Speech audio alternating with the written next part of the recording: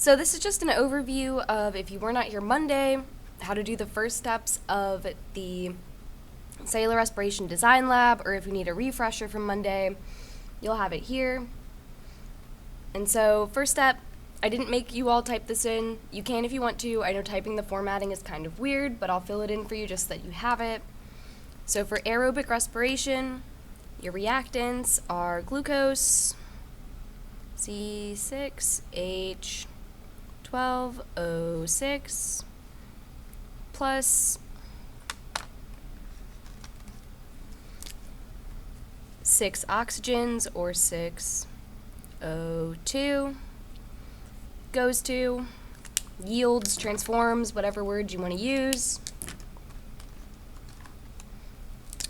6 CO2, or carbon dioxide, and 6 H2O, or water. And so the first thing we looked at was the options you have for your independent variables and your dependent variables. Of these options, for the lab, you'd be picking one to be your focus, to look at and run your lab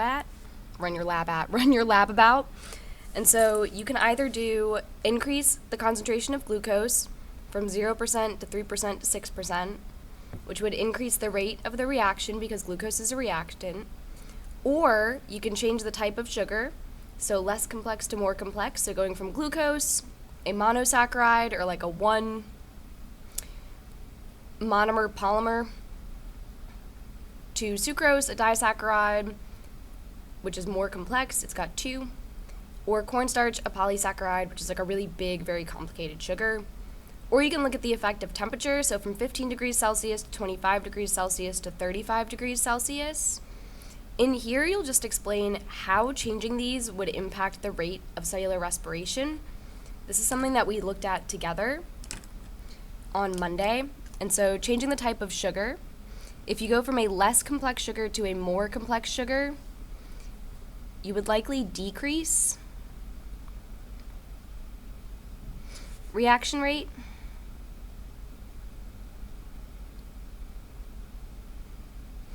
because before cellular respiration can take place, that larger sugar is going to first have to be digested or broken down into your glucose to be used, because remember, it's just one glucose per reaction. And so in order for it to be used, it would have to be broken down first. That breakdown is going to add time and steps to your process, which is going to decrease that rate that it can occur. So decrease reaction rate because more complex sugars need to be broken down first.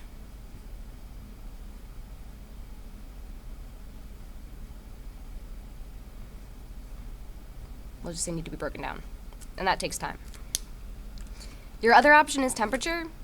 Your temperature, you could say it either increases in general as you increase temperature, or if you want to be more specific, you could say 25 would probably have the highest rate, 35 might be slower because your enzymes denature, and 15 might be slower because it's colder.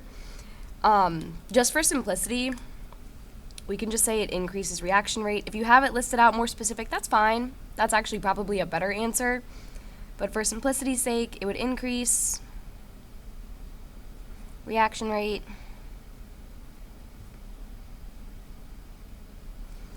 because increased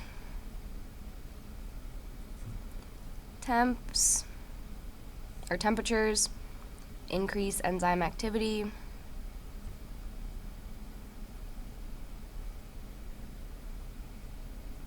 And really 35 degrees Celsius is not that hot, so it shouldn't denature it, but don't hold me to that. And so then you have your two dependent variables, or your two ways that it can be measured. So you have circumference of a balloon in millimeters, and you have height of bubbles produced in 3 minutes. Both of these are going to measure the amount of CO2 produced. So what's measured? Amount of CO2 produced, amount of CO2 produced And then you'll fill in the description of how it works. So add description of how method works. And same thing for this one. For that, I have a little video that we watched in class that I'll link in the assignment or on the slides that you're watching this on. That'll have a little video that you can watch to fill these in. It'll show you an example of the method. That way you can then look and see how it would be measured after. But both of these are just ways to collect CO2. In your balloon, it collects in your balloon, and then you measure the circumference of it using like a measuring tape. For height of bubbles, if you don't shake it or stir it while the reaction's occurring, it'll form a foam on top, and then you'd measure that foam on top with like a ruler to get your height of bubbles in millimeters. On the back side, this is where you have a choice to make, so it's going to be different for each person. And so in this one box here, you are going to pick one of the independent variables. So you can pick either increase in concentration of glucose, changing the type of sugar, or temperature. Hang on. So you'll pick one of these.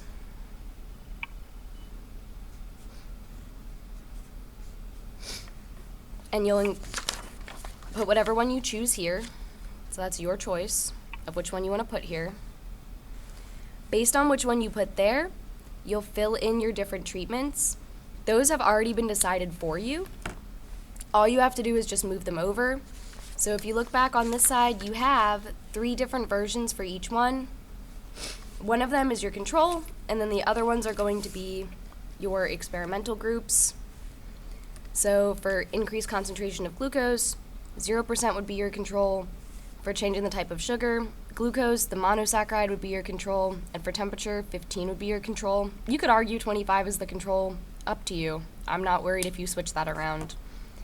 And then your 2 experimental groups would be 3%, 6%. If you're doing increased concentration or amount of glucose. For changing the type of sugar, your experimental groups would be sucrose disaccharide or cornstarch polysaccharide. And then for temperature, your experimental groups would be 25 degrees and 35 degrees Celsius. And you would just fill those in here. So you'd fill in your 2 experimental groups here, and you would fill in your control group here. And again, that's going to be different depending on which one you personally picked. So you would have to fill that in based on which one you want to write about, whichever one you think you understand the best. For your dependent variable, you also get a choice. So although everybody has the same basic thing that they're measuring, we're all essentially measuring the rate of cellular respiration,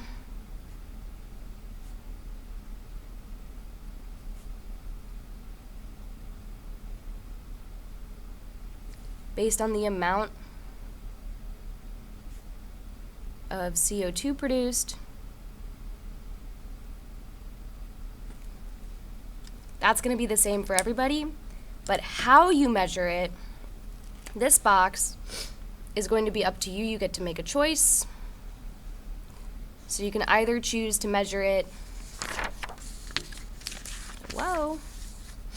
using the circumference of the balloon in millimeters, or using the height of the bubbles produced in 3 minutes in millimeters. That's up to you which one you pick. You only pick one. Once you have this chart filled in, you'll start to look at your controlled variables. There's 2 things that are going to be controlled for everybody, regardless of which method you pick, or what IV and DV you pick. So for everybody, the amount of yeast is going to be the same, and the amount of water will be the same, no matter what. And then your controlled variables, for your other 2, you can either brainstorm some, or I think that the easiest way to do it is to fill it in using the independent variables that you did not pick. And so using the other independent variables, because then you already have two things that you can set up to control. But that's going to be different for everybody, so I'm not going to write them in here. And so use other IVs you did not pick. And so, for example, if I chose to pick increase in concentration of glucose as my independent variable, things that I could control, I would control the type of sugar and I would control the temperature.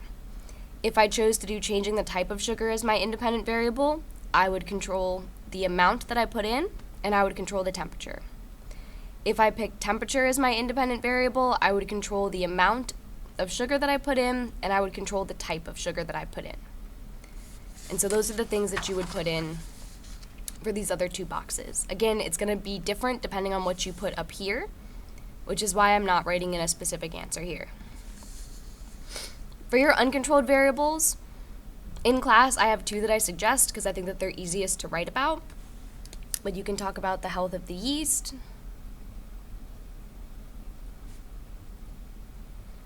and you can talk about condition of water or water quality.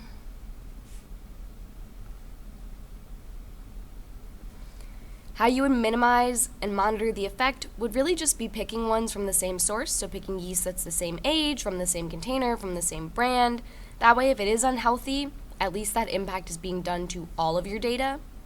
For condition of water, using bottled water to make sure that all of your water has similar conditions, or using water all from the same tap. That way, if it does have variations that would affect your data, at least it's all the same for all of your data. And so you can fill in those two explanations here. The next step that we looked at was writing your research question. Again, this is going to be different for everybody, but I gave everyone a sentence frame. You would just leave this as a question. You do not need to answer it. And so it'll be something along the lines of how, and then whatever independent variable you picked,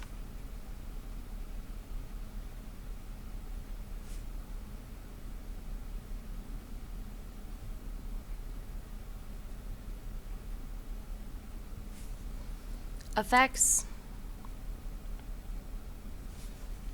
and then the rate of cellular respiration, or CO2 produced, either one.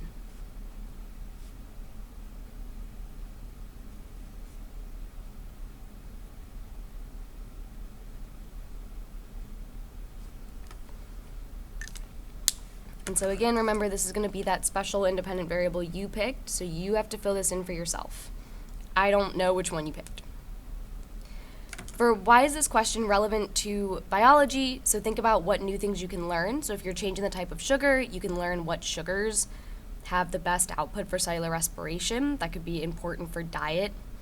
You can learn, if you're changing the amount of sugar, how changing the amount of reactants affects the rate of cellular respiration. That could be important if you're looking at energy yield, like if you're going to exercise or you're an athlete. And if you're looking at temperature, again, that would be really important if you're an athlete or if you're administering medicine to somebody who has like a cellular respiration problem or like an energy problem. And then again, you'd also answer, why is it interesting to you? It isn't interesting is not an okay answer. If it's not interesting to you genuinely, make something up.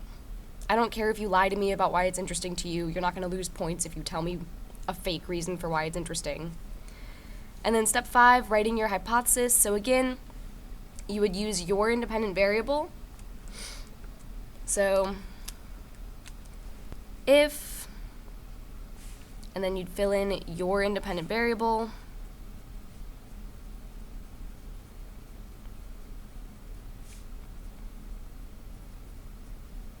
And the change to it. So if you're doing temperature, if temperature increases.